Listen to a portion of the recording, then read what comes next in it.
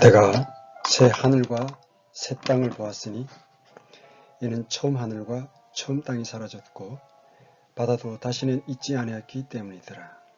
계시록 21장 1절의 말씀입니다. 드디어 땅과 하늘이 새롭게 됩니다. 하나님께서는 땅과 함께 하늘까지 정화시키시는데 아마도 이것은 하늘이 공중의 권세 잡은 자로 인해 악으로 가득 찼기 때문일 것입니다. 하나님께서 정화시키는 하늘은 첫째와 둘째 하늘입니다. 첫째 하늘은 새들이 날고 우리가 숨을 쉬는 대기권을 말합니다. 둘째 하늘은 해와 달, 은하가 있는 우주를 말합니다. 그리고 셋째 하늘은 하나님의 왕자가 있는 곳을 가리킵니다. 때가 되면 땅과 하늘이 새롭게 될 것이라고 주님께서는 이미 성경 여러 곳에서 말씀하셨습니다. 베드로후서 3장 10절에서 13절 말씀입니다. 그러나 주의 날이 밤에 도둑같이 오리니 그날에는 하늘들이 큰 소리와 함께 사라지고 원소들이 뜨거운 열에 녹으며 땅과 그 안에 있는 일들도 불태워지리라. 그런즉 이 모든 것이 해체될 줄인데 너희가 어떤 사람이 되어야 마땅하겠느냐. 모든 거룩한 행실 속에서 하나님을 따르는 가운데 하나님의 날이 오는 것을 기다리고 서두르라. 그날에 하늘들이 불이 붙고 해체되고 원소들도 뜨거운 열로 녹으려니와 그럼에도 불구하고 우리는 그분의 약속에 따라 의가 거하는 새 하늘과 새 땅을 기다리는도다. 마태복음 24장 35절의 말씀입니다. 하늘과 땅은 없어지겠으나 내 말들은 없어지지 아니하리라. 그러나 셋째 하늘은 영원한 하나님의 처소입니다. 바울이 몸을 떠나 주님과 함께 있는 것이 소원이라고 했는데 그곳이 바로 셋째 하늘입니다. 여기에는 우리가 흠모하고 하는 완벽하고 아름다운 도시, 우리의 하늘의 본향이 있습니다. 과거의 성도들도 이것을 바라보므로 믿음을 지켰습니다. 히브리서 11장 10절과 16절 말씀입니다. 이는 그가 기초들이 있는 한 도시를 바랐기 때문이라. 그것의 건축자와 만드신 분은 하나님이시니라. 이제는 그들이 더 좋은 본향을 사모하니 곧 하늘의 본향이라. 그러므로 하나님께서도 그들의 하나님이라 불리는 것을 부끄러워하지 아니하시나니 그분께서 그들을 위하여 한 도시를 예비하셨느니라. 요한복음 14장 2절에서 3절 말씀입니다. 내 아버지 집에 거할 곳이 많도다. 그렇지 않으면 내가 너희에게 말해 주었으리라. 내가 너희를 위해 처소를 예비하러 가노니 가서 너희를 위해 처소를 예비하면 내가 다시 와서 너희를 내게로 받아들여 내가 있는 곳에 거기에 너희도 있게 하리라.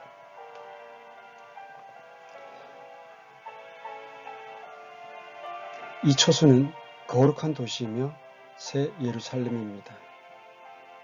이 도시는 우리를 위해 예수님께서 신부처럼 정결하게 예비하신 곳입니다.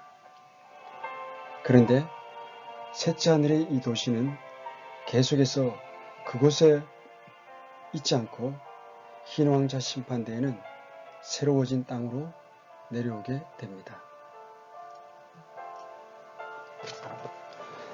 계시록 21장 2절 말씀입니다. 나 요한이 보매 거룩한 도시 새 예루살렘이 신부가 자기 남편을 위하여 단정한 것 같이 예비한 채 하늘에서 하나님으로부터 내려오더라. 이 도시는 막연히 하늘 어딘가에 있을 것으로 상상만 해볼 수 있는 곳이 아닙니다. 이곳은 명백한 장소이며 우리가 만질 수 있는 곳이고 느끼고 볼 수 있는 실제적인 곳입니다. 힘들게 일하다가 모든 짐을 내려놓고 오랜만에 휴가를 내서 평소 꿈도 못 꾸던 남태평양의 휴양지 바닷가에서 쉬고 있으면 시원한 바닷바람에 아무것도 안 해도 정말 기분이 좋고 아무 염려도 없다면서 바로 천국이 그런 것이 아니겠냐고 말하는 분들도 있습니다. 물론 새 예루살렘은 이런 곳과 비교조차 할 수 없고 우리가 무엇을 상상하든 그 이상을 보게 될 공간이지만 어느 해변의 휴양지와 다름없이 실제적이고 그보다 더 세밀한 감각으로 느낄 수 있는 현실적 공간입니다. 우리가 가게 될 새 예루살렘의 이모저모를 살펴보겠습니다. 크기와 모양은 계시록 21장 16절에 나타나 있습니다. 그 도시는 네모 반듯하게 놓여 있으며 길이가 넓이만큼 길더라. 그가 그 갈대로 도시를 측량하니 12,000 스타디온이더라. 그것의 길이와 너비와 높이가 같으니라. 이 새 예루살렘은 하늘에서부터 내려오는데 땅에 내려앉는다는 말씀은 없습니다. 그래서 이것이 위성처럼 땅 위를 돌 곳이라는 견해도 있습니다. 참고로 12,000 스타디온은 약 2240km입니다. 이렇게 네모 반듯한 공간이 새 예루살렘인데 전체가 네모 반듯한 정육면체로 볼 수도 있고 바닥 한 면이 네모 반듯하고 성벽의 맨의 꼭지점이 하나인 피라미드 형태로 볼 수도 있습니다. 정육면체라고 주장하는 이들은 보라, 하나님의 성막이 사람들과 함께 있고 하는 계시록 21장 3절 말씀을 근거로 이것이 20큐빗 길이의 정육면체였던 구약시대 성막의 지중소와 같은 형태라고 주장을 합니다. 피라미드 형태로 보는 이들은 성벽의 높이가 144큐빗, 약 65m이므로 엄청나게 높은 정육면체보다는 피라미드 형태가 어울릴 것이라고 주장합니다. 또한 네모 반듯하다는 것은 내면과 내 직선의 평면 도형을 뜻하는 데 비해 정육면체는 6개의 면을 지닌 입체 도형이므로 사각형의 바닥 위에 한 면의 길이가 그대로 높이가 되는 피라미드 형태가 맞는다고도 말합니다. 이것은 지금 우리가 결론을 내릴 수 없고 나중에 알게 될 것입니다. 이 도시의 크기가 얼마나 큰지 얼른 감이 오지 않을 것입니다. 서울에서 부산까지가 약 450km니까 그보다 5배의 길이와 넓이와 높이를 가진 도시로 보시면 됩니다. 이런 크기의 도시는 과연 어느 정도 큰 것일까요? 우리가 알고 있는 지구의 표면적은 약 4억 6천만 제곱킬로미터이고 그 중에 수면은 약 3억 6백만 제곱킬로미터이고 지면은 약 1억 5,400만 제곱킬로미터입니다. 그런데 이 도시를 정육면체라 가정하고 높이 방향으로 1km마다 한 층을 만든다고 하면 총 2240층의 맨션이 될 것입니다. 이런 맨션의 한 층 바닥 면적은 약 500만 제곱킬로미터이며 따라서 2240층 건물의 총 바닥 면적은 112억 제곱킬로미터입니다. 이 총 면적은 수면과 지면을 포함한 지구 전체 표면적의 약 24배나 되는 것입니다. 첫사람 아담 이후로 약 6천년이 지난 지금까지 이 지구 위에서는 대략적으로 400억 명이 산 것으로 추측해 볼 수 있습니다. 이 중에서 약 60억 명이 지금 살고 있습니다.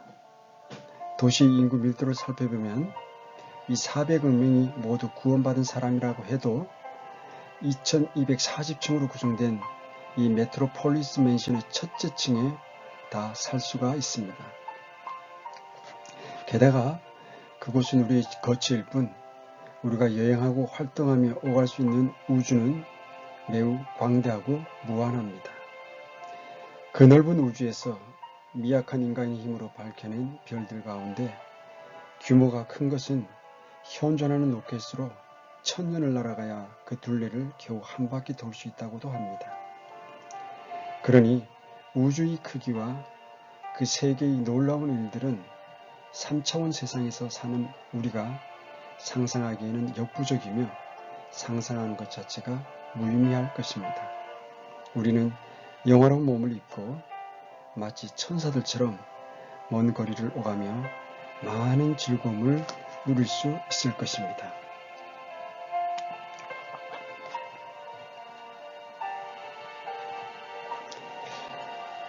새 예루살렘에 거주하는 사람들은 어떤 사람일까요? 첫째는 삼위일체 하나님께서 거하십니다. 너무나 당연한 것이지만 새 예루살렘에서는 우리 삼위일체 하나님이 함께 거하십니다. 아버지 하나님, 어린 양이신 아들 하나님, 성령 하나님, 이 모두 그곳에 함께 계십니다. 그리고 거룩하고 선택받은 천사와 천상의 존재들이 거할 것입니다. 천사들은 자주 성경에서 별로 불립니다. 그래서 하늘의 별과 같이 많은 천사들이 존재하는데 그중 3분의 1은 루시퍼를 따라 지옥으로 가고 나머지 주님의 천사들은 새 예루살렘에서 삽니다. 또한 그룹과 스랍 등의 존재들도 이곳에서 살게 됩니다. 히브리서 12장 22절과 계시록 5장 11절에 기록되어 있습니다. 또 한편으로는 예수님의 신부인 교회입니다. 지금 교회 시대의 모든 성도들이 여기에서 살 것입니다. 새 예루살렘은 실제로 신랑이 자기 사랑하는 신부에게 주는 결혼 선물입니다. 히브리서 12장 22절에서 23절, 계시록 19장 1절 7에서 8절, 계시록 21장 1절 9절에서 11절에서 말씀하고 있습니다. 또 마지막으로 구원받은 이스라엘이 함께 살 것입니다. 비록 새 예루살렘이 신랑 되시는 그리스도께서 자신의 신부인 교회에게 주는 선물이기는 하지만 구원받은 이스라엘 사람들 역시 초대를 받아 성벽 내부에 거하게 됩니다. 우리 주님께서는 올리브산 설교를 행하시면서 마태복음 25장 말씀을 주셨습니다. 이때 두 개의 비유를 주시면서 그분께서는 구원받은 이스라엘을 결혼식 손님, 열처녀 비유에서 말씀하셨고 뒤에는 두 명의 신실한 종, 달란트 비유를 통해서 비유로 이것을 말씀해 주셨습니다. 이것을 통해 예수님께서는 구원받은 이스라엘이 신랑과 신부의 연합됨을 보여주셨습니다. 이제 새 예루살렘의 성벽 기초들은 12개의 보석들로 되어 있습니다. 벽옥, 사파이어, 옥수, 에메랄드, 홍나무, 홍마노, 홍보석, 귀감남석, 녹주석, 황옥, 녹옥수, 청옥, 자수정, 또한 성벽의 12기초 안에는 12사도의 이름이 들어있습니다. 계시록 21장 14절입니다. 그 도시 성벽에는 12기초가 있고 그것들 안에 어린 양의 12사도의 이름들이 있더라. 12사도 중 가룟 유다는 지옥으로 갔으므로 그 자리에는 제비를 뽑아 사도가 된 마띠아가 들어갔을 것이라는 추측도 가능합니다. 하지만 제비 뽑기 사건 이후 마띠아의 행적이 전혀 나오지 않는 것으로 보아 제비를 뽑은 것 자체가 하나님의 뜻이 아니었으리라는 견해도 있습니다. 그래서 12사도의 자리에는 이방인에게 복음을 전파하고 신약교회의 지침들을 세운 바울, 늘 사도로 불린 바울이 들어가야 한다는 생각도 일리가 있습니다. 이것도 그날이 되면 알 수 있을 것입니다. 벽으로 된 새 예루살렘의 성벽은 높이가 약 65m입니다. 계시록 21장 16절에서 17절에서 말씀하고 있습니다. 그 도시는 네모 반듯하여 놓여 있으며 길이가 너비만큼 길더라. 그가 그 갈대로 도시를 측량하니 12,000 스타디온이더라. 그것의 길이와 넓이와 높이가 같으니라. 또 그가 그 도시의 성벽을 측량하며 사람의 치수 곧 그 천사의 치수에 따라 144 규빗이더라. 높이가 2240km인 도시에 65m 높이의 성벽을 쌓은 것은 마치 63빌딩에 2cm의 담을 두른 것과 같습니다. 이것으로 도시의 크기를 상상해 보시기 바랍니다. 이는 물론 방어의 목적이 아니라 아름다움을 위한 것으로 볼 수가 있습니다. 이 새 예루살렘에는 내면에 각각 3개씩 12문이 있는데 각 문을 천사들이 지킵니다. 또한 12문은 이스라엘 12지파의 이름이 있습니다. 계시록 21장 12절에서 13절에 기록하였습니다. 그 도시에는 크고 높은 성벽이 있었고 12문이 있었으며 그 문들에 12천사가 있었고 그 문들 위에 이름들이 기록되어 있었는데 그것들은 이스라엘의 자손들의 12지파의 이름들이더라. 동쪽에 3문, 북쪽에 3문, 남쪽에 3문, 서쪽에 3문이 있으며 각 문은 한 개의 진주로 되어 있고 거리는 투명한 순금으로 되어 있습니다. 그 12문은 12진주였으며 문마다 각각 한 개의 진주로 되어 있고 그 도시의 거리는 순금이며 마치 투명한 유리 같더라. 초가상관도 나는 만족하네. 값진 재물 내겐 없지만 언젠가 내가 하늘나라에 가면 순황금 길을 거닐겠네. 라고 하는 복음성가의 가사처럼 우리가 그곳에서는 순금으로 된 길을 걸을 것입니다. 새 예루살렘에는 하나님과 어린 양의 왕자로부터 흘러나오는 수정같이 맑은 생명수의 정결한 강이 있다고 했습니다. 또 거리와 강에는 아마도 에덴 동산에 있었던 것과 같은 생명나무가 있을 것입니다. 왜 여기에 생명나무가 존재하며 그것들의 ip사귀가 민족들을 치유하는 것에 대해서는 다시 설명을 드리겠습니다.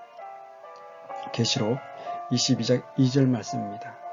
그 도시의 거리 한가운데와 강의 양쪽에는 생명나무가 있어서 그것이 12종류의 열매를 맺고 달마다 자기 열매를 냈으며 그 나무의 잎사귀들은 그 민족들을 치유하기 위하여 있더라. 계시록 22장 2절 말씀입니다.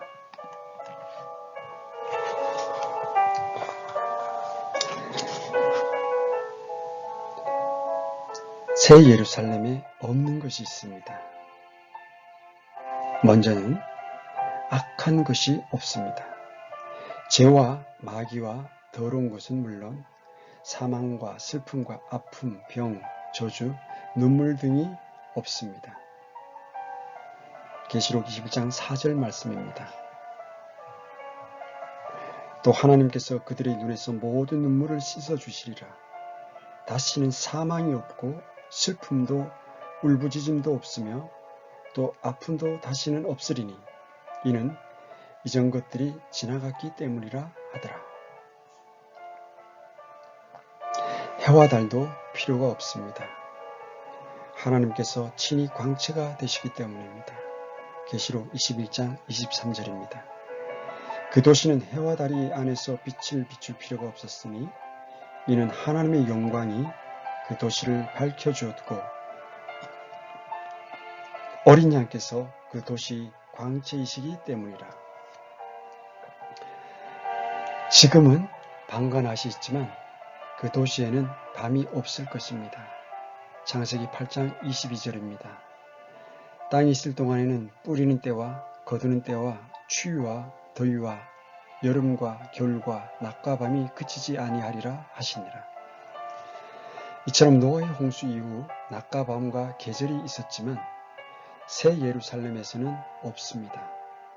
그러나 새 땅에서는 있으며 이에 대해서는 뒤에서 설명하도록 하겠습니다.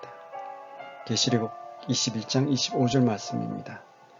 거기에는 밤이 없을 터이므로 낮에 그 도시 문들을 결코 닫지 아니하리라. 22장 5절 말씀입니다. 거기에는 밤이 없겠고 등잔불이나 햇빛이 그들에게 필요 없으니 이는 주 하나님께서 그들에게 빛을 주시기 때문이라. 그들이 영원 무궁토록 통치하리로다. 계시록 21장 9절에서 14절에서는 천사는 요한에게 어린 양의 아내를 보여주겠다고 하고는 거룩한 도시 예루살렘을 보여주었는데 거기에는 성벽, 문, 기초석이 있었습니다. 이것을 두고 어떤 이들은 어린 양의 신부인 교회, 즉 사람들이 건물이 될 수 없으므로 새 예루살렘은 문자적인 장소가 아니라 상징적 장소요, 실체가 없는 영적 도시, 예를 들어 마음의 천국 같은 곳이라고 주장을 합니다. 그러나 이것은 히브리 그리스 사람들의 관용적 표현을 이해하지 못한 데서 나온 큰 잘못입니다. 성경은 종종 도시를 의인화해서 표현합니다. 예를 들어 마태복음 23장 37절에서 예수님은 예루살렘이 대언자들을 죽였다고 하셨는데 여기서 예루살렘은 그 안의 사람들을 가리킵니다. 또한 마태복음 8장 34절은 사도행전 13장 44절의 온 도시 역시 도시의 모든 사람들을 가리킵니다. 시편 46편, 48편, 그리고 이사야서 66장 말씀은 이것을 잘 보여줍니다. 시편 46장 4절 5절 말씀입니다. 한 강이 있는데 그 강의 시내들이 하나님의 도시, 곧 지극히 높으신 이 장막들이 있는 거룩한 초소를 즐겁게 하리로다. 하나님께서 그녀의 한가운데 계심에 그녀가 흔들리지 아니할 것이요 하나님께서 그녀를 도우시되 이른 새벽에 도우시리로다.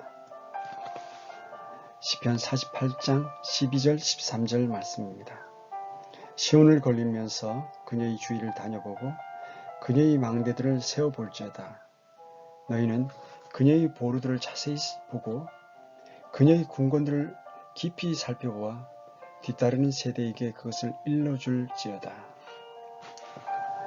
이사야서 66장 8절 말씀입니다. 누가 그러한 일을 들었느냐? 누가 이러한 일들을 보았느냐? 땅이 하루에 만들어져서 열매를 내겠느냐? 혹은 한 민족이 순식간에 태어나겠느냐?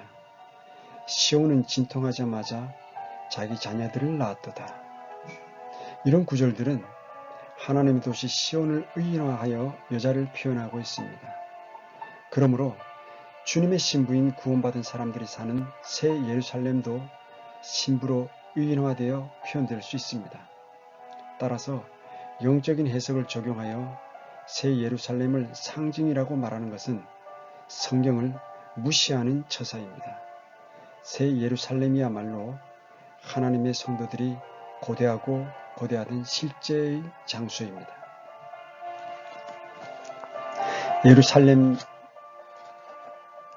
새 예루살렘이 있게 될 생명나무와 잎사귀들을 살펴보겠습니다. 계시록 21장 24절과 26절, 22장 2절에 나오는 구원받은 자들의 민족들이 누구인가 하는 것입니다. 여기 나오는 민족들은 같은 민족들인데 과연 이들은 누구이겠습니까? 계시록 21장 24절의 말씀입니다. 구원받은 자들의 민족들이 그 도시 빛 가운데서 다니겠고 땅의 왕들이 자기들의 영광과 존귀를 가지고 그리로 들어가리라. 계시록 22장 2절 말씀입니다. 그 도시의 거리 한가운데와 강의 양쪽에는 생명나무가 있어서 그것이 12종류의 열매를 맺고 달마다 자기 열매를 냈으며 그 나무의 잎사귀들은 그 민족들을 치유하기 위하여 있더라. 22장 1절 2절은 분명하게 영혼의 세계를 다룹니다. 실제로 22장 5절을 끝으로 하나님의 온 우주 경영 계획은 일단락이 납니다. 22장 6절에서 21절은 땅에 있는 사람들과 교회들을 향한 권고와 경계의 말씀입니다. 분명히 계시록 22장 1절에서 5절 말씀은 천년왕국에 대한 것이 아니며 계시록 21장의 연속입니다. 하나님과 어린 양은 21장 22절의 도시와 22장 1절의 도시에 계십니다. 물론 이 도시들은 같은 도시입니다. 또한 21장 24절의 민족들과 22장 2절의 민족들도 같은 민족입니다. 한편 21장 24절은 분명하게 새 땅에 왕들이 존재함을 보여주며 이들이 자기들의 영광을 가지고 새 예루살렘에 들어가 누군가에게 존귀를 표하고 있는 것을 보여줍니다. 이것을 보면 분명히 새 예루살렘 도시에 거하는 자들도 있고 새 땅에 거하는 자들도 있습니다. 이 둘의 차이는 무엇일까요? 한편 생명나무는 그 도시, 즉 새 예루살렘의 한가운데 있습니다. 계시록 22장 2절에 기록되어 있습니다. 문제는 왜 21장 24절과 22장의 2절의 동일한 민족들이 생명나무 잎사귀로 치유를 받느냐 하는 것입니다. 이것을 해결하기 위해 여러 사람들은 22장 1절에서 5절을 천년왕국의 일로 해석하려 합니다. 그런데 22장 1절의 생명수는 에스겔서 44장에서 48장의 물이 아닙니다. 계시록 22장은 분명히 천년왕국이 끝난 이후의 일입니다. 계시록 22장 2절의 생명나무와 에스겔 47장 12절의 나무는 매우 비슷하지만 서로 다릅니다. 에스겔 44장의 성전은 진짜 땅에 존재할 예루살렘 성전이며 이때에는 레위 사람들이 있습니다. 15절에 기록되어 있습니다. 이런 성전과 사람들은 결코 하늘의 것들이 아닙니다. 반면에 계시록 21장 22절을 보여주듯이 새 예루살렘에는 성전이 없습니다. 또한 에스겔 47장 12절의 나무는 생명나무가 아닙니다. 이 잎사귀는 음식과 약으로 쓰이며 계시록 22장 2절의 잎사귀는 이스라엘이 아니라 민족들을 고치는 데 쓰이는 것을 알 수가 있습니다. 계시록 21장 24절에 기록되어 있습니다. 신구약 시대에 구원받은 성도는 이미 영원한 생명을 얻었으므로 생명나무 잎사귀를 필요로 하지 않습니다. 그런데 계시록 말씀대로라면 영원한 세상에서도 생명나무 잎사귀를 필요로 하는 사람도 있습니다. 과연 이들은 누구일까요? 이와 관련하여 계시록 22장 14절도 신비의 구절입니다. 여기를 보면 생명나무에 이르는 권리를 소유하는 자들이 있고 이들이 문들을 지나서 그 도시로 들어갑니다. 이것은 계시록 21장 24절처럼 땅의 왕들이 영광을 가지고 그 도시로 들어가는 것과 비슷합니다. 이런 모든 것을 종합해 볼 때 영원한 세상에서도 새 예루살렘에 사는 사람들과 땅에 사는 사람들이 있고 땅에 사는 사람들은 생명나무 잎사귀를 먹어야 생명을 유지할 수 있는 것으로 보입니다. 그러면 과연 새 땅에 사는 사람들은 누구이겠습니까? 이런 문제에 대한 해결책은 이해가 되지 않는 부분을 성경이 있는 대로 두고 성경대로 믿으려고 노력하는 것입니다.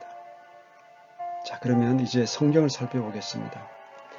하나님께서는 가나안 땅을 이스라엘에게 영원히 주시겠다고 약속하셨습니다. 창세기 13장 15절의 말씀입니다.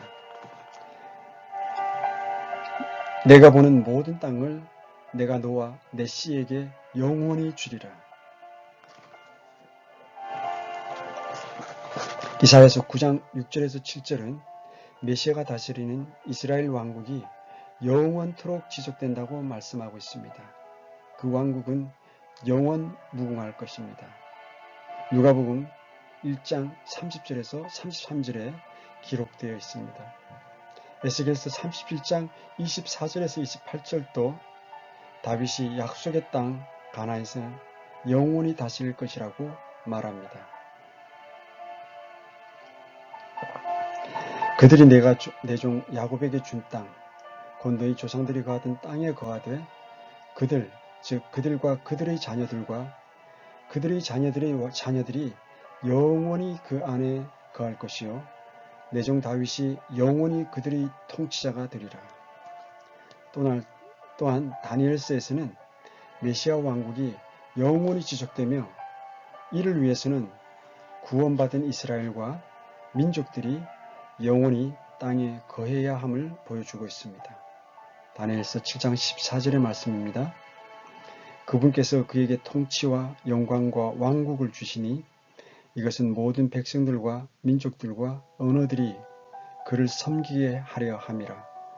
그의 통치는 영존하는 통치요 없어지지 아니할 통치며 그의 왕국은 멸망하지 아니할 왕국이라. 이런 말씀에 따라 이스라엘은 앞으로도 영원히 지금의 가나안 땅에 존재해야 합니다. 또한 민족들도 새 땅에 두루 존재해야 합니다. 성경대로 믿으면 그렇습니다. 다시 말해 하나님께서는 때가 충만히 찼을 때 하늘에 있는 것들과 땅에 있는 것들을 그리스도 안에서 하나로 모으실 것입니다. 에베소서 1장 10절 말씀입니다. 이것은 충만한 때의 경륜 안에서 신이 모든 것, 즉 하늘에 있는 것들과 땅에 있는 것들을 그리스도 안에서 곧 그분 안에서 다 함께 하나로 모으려 하심이라. 이제 모든 것을 정리하면 다음과 같습니다. 천년왕국에서 살아남은 유대인과 이방인은 이 땅에서 영원히 살 것입니다. 다만 생명 유지를 위해 그들은 생명나무 잎사귀를 필요로 할 것입니다. 하나님께서는 새 하늘과 새 땅을 주시기 전에 이 땅과 하늘을 분명하게 불로 정화시킬 것입니다. 베드로후서 3장 10절에서 13절 말씀에 기록되어 있습니다. 이때 그분께서는 믿음을 가지고 땅에 남아있는 자들을 어떤 식으로든 보존하셔서 그들이 새 땅, 이 지구에 살게 하실 것입니다. 성경은 이에 대해 구체적으로 이야기하지 않으므로 그 방법은 아무도 모릅니다. 다만 하나님께서 이 땅에 영원한 왕국이 있고 거기 시민들이 영원히 있어야 한다고 하셨으므로 하나님께서 친히 이 일을 이루실 것입니다. 새하늘, 새 예루살렘 도시에는 해와 달이 필요 없으나 땅에는 계절을 위해 필요합니다. 계시록 22장 2절은 생명나무가 12달에 걸쳐 매달 자기 열매를 낸다고 되어 있습니다. 이로 보건대 이때에도 땅에는 12달이 존재하고 이를 위해 해와 달이 필요할 것으로 보입니다.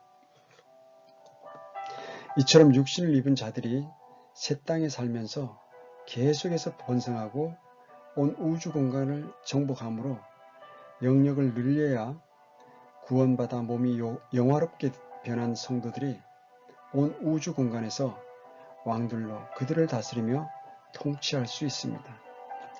한번 생각해 보시기 바랍니다. 성도들의 통치가 이 땅에서만 이루어진다면 성도 한 사람이 다스릴 사람이 몇 명 되지 않을 것이므로 이런 통치를 가리켜 왕의 통치라고 할 수 없을 것입니다. 계시록 1장 6절의 말씀입니다. 하나님, 곧 자신의 아버지를 위해 우리를 왕과 제사장으로 삼으신 분께, 즉 그분께 영광과 통치가 영원 무궁토록 있기를 원하노라. 아멘. 우리는 그리스도와 함께하는 공동 상속자입니다. 로마서 8장 17절에 기록되어 있습니다. 그러므로 우리는 예수님과 함께 온 우주 공간에서 영원토록 통치할 것이며 이를 위해서는 각각의 성도에게 왕국의 사람들이 필요합니다. 새 땅에 가는 사람들이 계속해서 아이들을 낳고 생명나무 잎사귀를 먹으면서 영원히 살며 우주 공간을 정복하게 될 때 비로소 성도들 각각은 무한한 우주 공간에서 각 사람에게 맡겨진 왕국을 다스리는 영광을 누릴 것입니다. 이로써 때가 충만히 찼을 때에 하늘에 있는 것들과 땅에 있는 것들이 그리스도 안에서 하나로 모아지게 됩니다. 천년왕국에서 하나님 아버지께서 우리 교회 시대에 구원받은 성도들을 통해서 예수님과 더불어 왕 중의 왕이요 주 중의 주이신 예수님과 함께 이 세상을 천년 동안 통치한다고 지난 시간에 우리가 배웠습니다. 오늘은 이 천년 왕국이 지나고 이제 새 하늘과 새 땅이 열리면 오늘 우리가 함께 나누었던 이 말씀 속에 나온 것처럼 우리는 영원한 죽음을 맛보지 아니하고 참으로 하나님께서 우리에게 주시마 약속했던 그 선하고 아름다운 모든 것들을 우리가 새 예루살렘 성에서 누리게 될 것입니다. 그와 더불어 우리 모든 성도는 육신으로 이 새 땅에 들어온 모든 민족들의 왕으로서 사람들과 온 우주를 주님과 함께 통치하게 될 것입니다. 이렇게 놀라운 은혜를 우리에게 허락해 주신 하나님의 이 은혜에 우리가 감사하며 참으로 우리 앞에 놓여진 삶과 우리의 어려움들은 참으로 이렇게 하나님께서 우리에게 허락해 주신 이런 은혜의 말씀과 기쁨을 잊게 하지만 우리가 말씀을 연구하면 할수록 성경에 기록된 하나님의 아름다운 약속의 말씀들이 생생하게 살아나서 우리에게 힘과 용기가 되어주는 것을 알 수가 있습니다. 천년왕국의 소망과 그리고 영원한 세계에서 새 예루살렘에서 예수님과 함께 영원한 통치자로서 함께하는 그 놀라운 은혜를 매일매일 되새기시면서 참으로 어려운 이 시기를 하나님께 주신 귀한 말씀을 통해서 새로운 생명력을 얻는 우리 모두 성도 그리고 구독자님들의 삶이 하나님의 은혜로 충만하시기를 간절히 간구합니다. 오늘 함께 해주셔서 감사드립니다. 다음 시간에 뵙겠습니다. 평안하십시오.